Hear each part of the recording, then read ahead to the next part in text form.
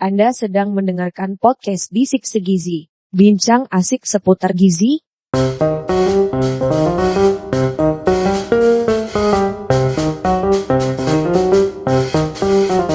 Assalamualaikum warahmatullahi wabarakatuh. Hai semuanya, selamat datang di podcast Bisik Segizi, bincang asik seputar gizi.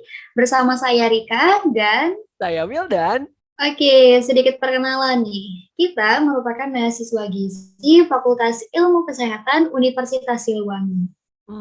Letak Universitas Siliwangi di mana sih? Nah, Universitas Siliwangi atau UNSIL itu letaknya di Kota Tasikmalaya, Provinsi Jawa Barat. Nah, tepatnya berarti ada di Priangan Timur. Dan kali ini kita bakal bawa budaya kampus kita yaitu dengan panggilan Akang dan Teteh. Nah, bener banget, Kang. Kali ini kita juga bakal ngobrol-ngobrol seputar hidup sehat ala milenial dengan kreasi pangan lokal. Ngomong-ngomong tentang milenial, kayaknya udah banyak banget nih. Kayak orang tuh ngomong generasi milenial lah, zaman milenial, era milenial. Emang itu tuh apa sih, Teh? Nah, pasti kata-kata milenial tuh udah akrab banget ya di telinga kita gitu. Tapi masih banyak nih orang-orang yang nggak tahu artinya tuh apa. Bener banget. Ya, jadi generasi milenial atau generasi Y itu adalah sebutan untuk menggambarkan orang-orang yang lahir antara tahun 1980 hingga awal 2000-an. Nah, kamu termasuk generasi milenial nggak nih? Alhamdulillah untuk Akang sendiri masih terlalu muda nih. Sama nih Kang, kayaknya kita kemudahan nih buat dipanggil milenial ya. Bener banget. Dan Teh kayaknya nih tiap generasi kan ada nih yang karakteristiknya khas paling mencolok. Nah, untuk generasi milenial nih gimana sih Teh? Nah, generasi milenial itu Kang dikenal dengan generasi yang akrab banget dengan semua hal yang serba cepat dan praktis. Bener. Fakta unik lain nih, di mana generasi milenial itu adalah generasi terbesar di dunia kerja. Dari sini kita tahu nih bahwa milenial itu adalah orang-orang dengan segudang kesibukan. Bener banget. Kita bisa lihat nih faktanya kayak orang kerjanya lembur lah ataupun hari libur tetap ada kerja lah. Bener banget, Kang. Nah, itu juga jadi hal negatif nih dari millennials. Nah, hal negatif lain dari millennials ini, mereka tuh cenderung impulsif atau pengikut tren. Bener. Jadi, tiap ada yang booming ataupun viral nih di sosial media, mereka langsung ikut-ikutan tanpa tahu akibatnya apa. Iya.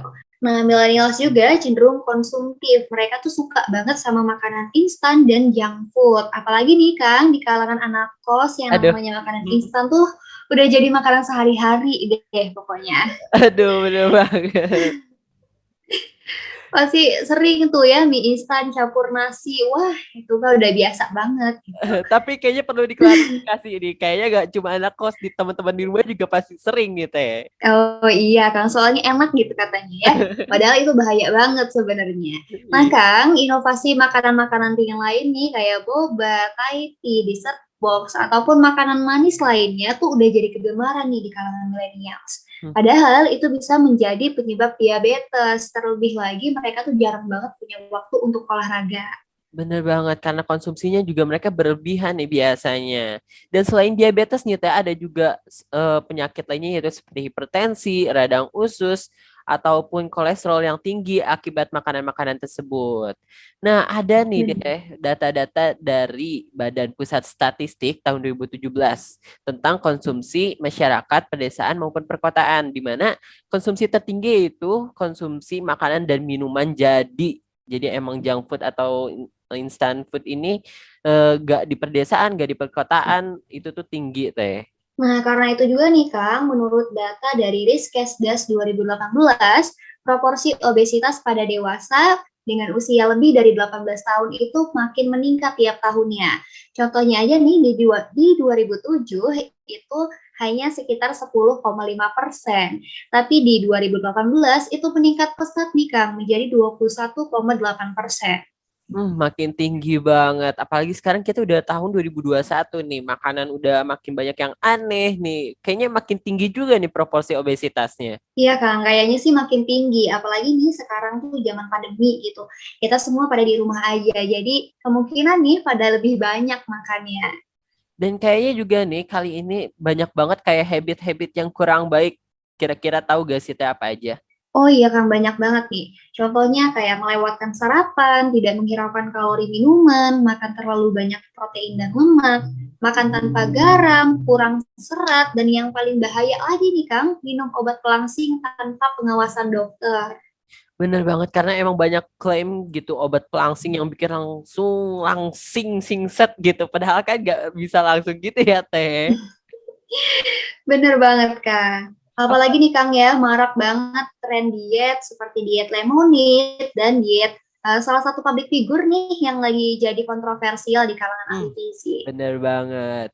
Nah Teh kira-kira nih untuk era milenial atau di zaman milenial ini ada gak sih tips sehat yang aman gitu untuk kehidupan kita ini? Ada dong Kak. Jadi tips sehat yang aman adalah dengan menerapkan gizi seimbang, yakni mengonsumsi makanan-makanan sehat.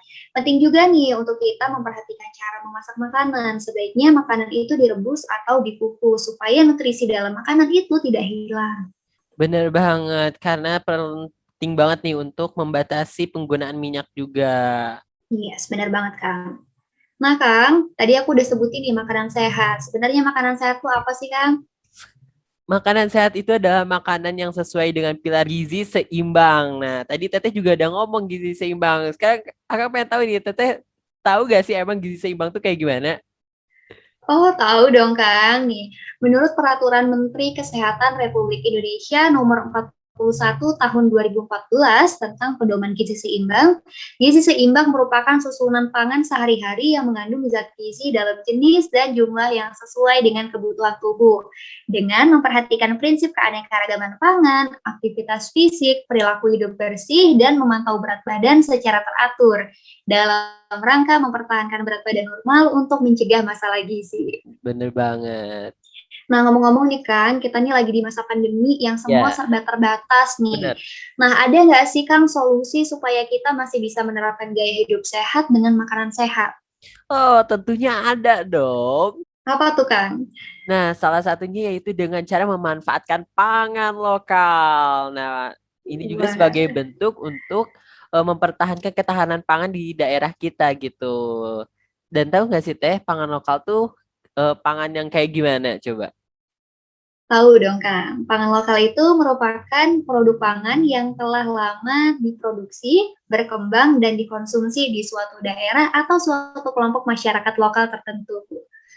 Bener banget. Dan banyak cara untuk mengembangkan produksinya yaitu salah satunya dengan cara pekarangan pangan lokal nih gerakan dari pemerintah atau yang disingkat P2L. Sehingga banyak daerah juga yang dapat menghasilkan pangan lokalnya sendiri nih. Contohnya Teh, dengan kandungan karbohidrat Indonesia ini memiliki keanekaragaman yang cukup. Di antaranya yaitu ada ubi, talas, sagu, jagung, kentang, beras, dan singkong. Wah, banyak banget ya, Kang. Nah, tentunya, Kang, pangan lokal tersebut itu memiliki kadar indeks glikemik yang bermacam-macam. Selain itu, pangan lokal juga memiliki kandungan gizi lain seperti serat, mineral, dan vitamin yang tentunya sangat dibutuhkan oleh tubuh kita. Bener banget. Kayak ubi dengan nasi. Padahal ubi ini punya kandungan lebih dari nasi. Tapi orang Indonesia selalu stigmanya belum kenyang kalau belum makan nasi. Ini teh ngomong-ngomong tentang makanan lokal. Bisa nggak sih kita menggantikannya? Kayak misalkan beras mau diganti aja nih sama ubi gitu buat sarapan. Konversinya gimana? Bisa banget dong.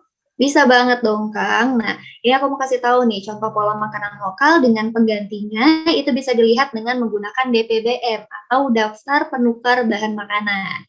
Contohnya nih, nasi putih kita biasa konsumsi satu centong gitu ya, itu 100 gram. Nah, kita bisa nih dikonversikan atau diganti dengan kentang sebanyak 2 buah. Itu estimasinya sebanyak 210 gram, Kak. Bener banget. Jadi sebenarnya nggak harus nasi putih terus nih kita makan. Kalau misalkan daerahnya konsumsi ada pangan lokal singkong nih bisa diganti dengan singkong ataupun diganti dengan kentang gitu. Nah selain itu Teh nih ada contoh kreasi pangan lokal yang biasa kita tahu nih. Di antaranya ada tempe benguk, growol, getuk nih kesukaan saya banget. Dan terakhir itu ada geblek di mana yang paling diminati oleh masyarakat Kulon Progo dan contoh lainnya yang instan yaitu seperti kami dari sagu, dodol Garut dan masih banyak lagi tentunya teh. Wah, pastinya enak-enak juga ya, Kang ya. Tentu dong. Nah, Teh, untuk yang lagi menjalani diet khusus menurut Teteh bisa nggak sih pakai pangan lokal? Bisa banget, Kang. Nah, ini penting nih ya untuk tahu. Jadi nih aku mau kasih contoh makanan diet khusus berbasis pangan lokal. Yang pertama, bahan-bahan pangan lokal yang digunakan untuk formula produk sarapan fungsional. Terdiri atas ubi jalar oranye, kacang merah, tempe kedelai, wortel, labu kuning, gula putih, dan tepung maizena. Semua bahan itu dicampur menjadi produk makanan sarapan siap konsumsi dalam bentuk soft bar yang cocok untuk remaja kegemukan, Kak. Keren banget dalam bentuk software jadi praktis nih. Dan selanjutnya juga nih Teh ada puding buah dan atau puding sayur nih sebagai selingan. Teteh udah pernah coba belum? Kalau puding buah tuh sering banget sih, Kang ya, tapi kalau puding sayur masih asing gitu kayaknya. Oke lah. Selanjutnya juga ada brownies sorghum dari NTT, bubur kacang ijo jewawut atau kacang kecil dari Sulawesi, ada sagu carbonara yang biasanya kita kenal carbonara tuh apa sih Teh? Biasanya di pasta ya, Kang, tapi ini sagu gitu. Bener banget, kreatif banget. Dan selanjutnya ada yang lebih aneh lagi Teh, apa tuh?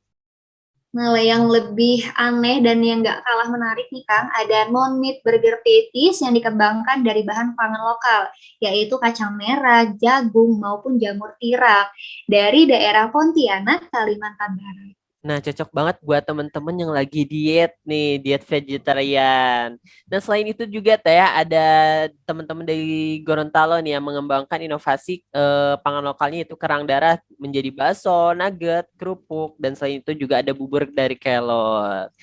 Dan yang selanjutnya juga ada formulasi bubur instan Goroho nih, yang dijadikan sebagai pangan fungsional untuk para penderita diabetes mellitus untuk mempertahankan glukosa darahnya. Dan yang terakhir nih dari kota Bekasi yang padat banget nih, ada abon ikan lele dan cireng isi ikan lele teh.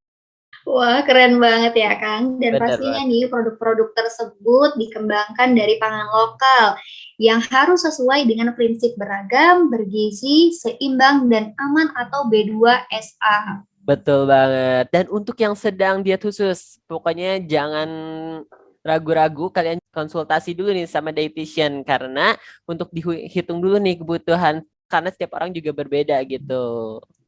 Iya, benar banget, Kang. Jadi Teh, menurut Nah, Teteh nih, diet dengan pangan lokal tuh bisa nggak sih untuk kehidupan kita sehari-hari nih? bisa banget, Kang, karena apalagi sih kurangnya pangan lokal gitu ya. Pangan lokal tuh udah enak, sehat, bisa pula untuk diet, Kang. Pokoknya paket lengkap deh. Bener banget. Keren pokoknya pangan lokal. Nah, Kang, sebagai millennials nih dengan segudang kesibukan, namun harus tetap menerapkan gaya hidup sehat melalui aktivitas fisik dan diet sehat dengan kreasi pangan lokal. Dan pangan lokal juga nih dapat dikonsumsi dan tersedia berlimpah di Indonesia setiap daerahnya sehingga dapat menjadi produksi yang serta diet yang berkelanjutan nih menuju Indonesia yang makmur. Investasi sehat dengan pangan lokal. Semoga informasi yang sudah kita sampaikan dari obrolan tadi bisa bermanfaat untuk teman-teman sekalian. Kami berdua pamit undur diri. Salam sehat. Salam nutrisionis. Wassalamualaikum warahmatullahi wabarakatuh.